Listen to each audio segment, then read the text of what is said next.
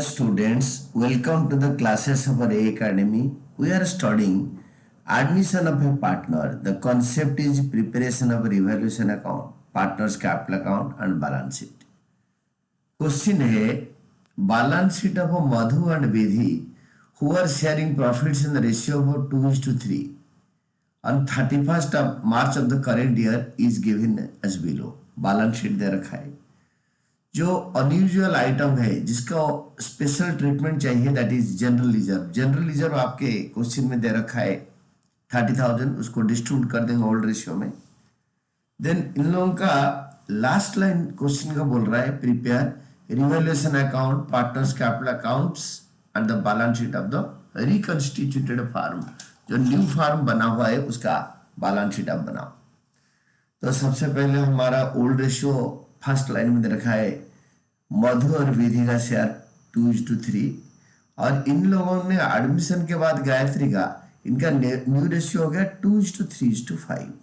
यहाँ पे देखो ओल्ड रेशियो और न्यू रेशियो सेम है 2:3 ए बी का यानी मधु विधि का, तो इनका सैक्रिफाइसिंग रेशियो सेम आएगा. तो फर्स्ट एडजस्टमेंट में लिखा है goodwill of the firm is valued at 3 lakh. अगर गुडविल 3 लाख वैल्यूएशन होगा तो हम लोग क्या करेंगे ना, गुडविल का ट्रीटमेंट के लिए हम सैक्रिफाइसिंग रेशियो निकालेंगे. सैक्रिफाइसिंग रेशियो के लिए sacrificing ratio is old ratio minus new ratio.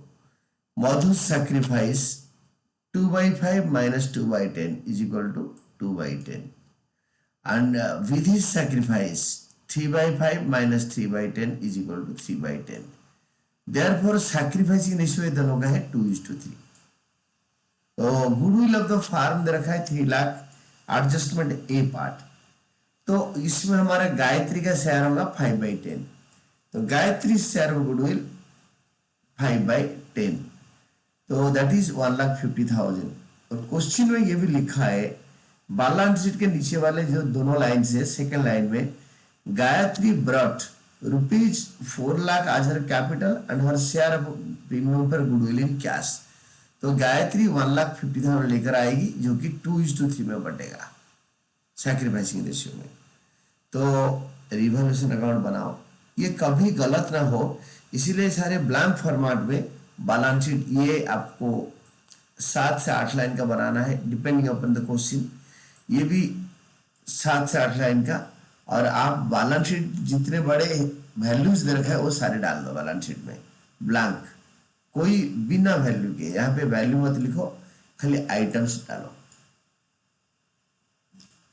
इसमें दे रखा है goodwill of the firm is valued, और इसके बाद ना कैपिटल बैलेंस लिख दो by balance brought down Madhu and Vidhi का. दैट इज डायरेक्ट बुक से उतारो 5,20,000 एंड 3 लाख. ये हो गया.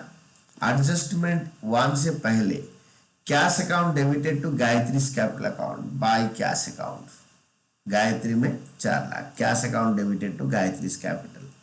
गुडविल 1,50,000 लाएगा 2:3 में डिस्ट्रीब्यूट करो 60 और 90,000 बाय प्रीमियम पर गुडविल मधु और विधि में 60 और 90,000 और कैश में 5,50,000 ऐड कर दो. अभी बाद में भूल जाओगे.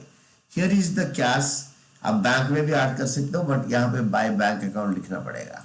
Bank to Gayatri capital to premium पर गुडविल, तभी बैंक में ऐड कर सकते हो. तो यहाँ पे क्वेश्चन में एक मतलब बैंक बैलेंस दे रखा है तो बैंक कर सकते हो, नहीं तो बताया नहीं कि यह चेक में या ड्राफ्ट में लेना है तो कैश भी कर सकते हो. तो और एक कैश अकाउंट क्रिएट करके यहाँ पे लिख दो 5,50,000 और बैंक बैलेंस को आज इट इज रहने देंगे. ये है ये दोनों का टोटलिंग. इनफैक्ट 3 वैल्यूज हो गया और ये हो गया 5,50,000. देन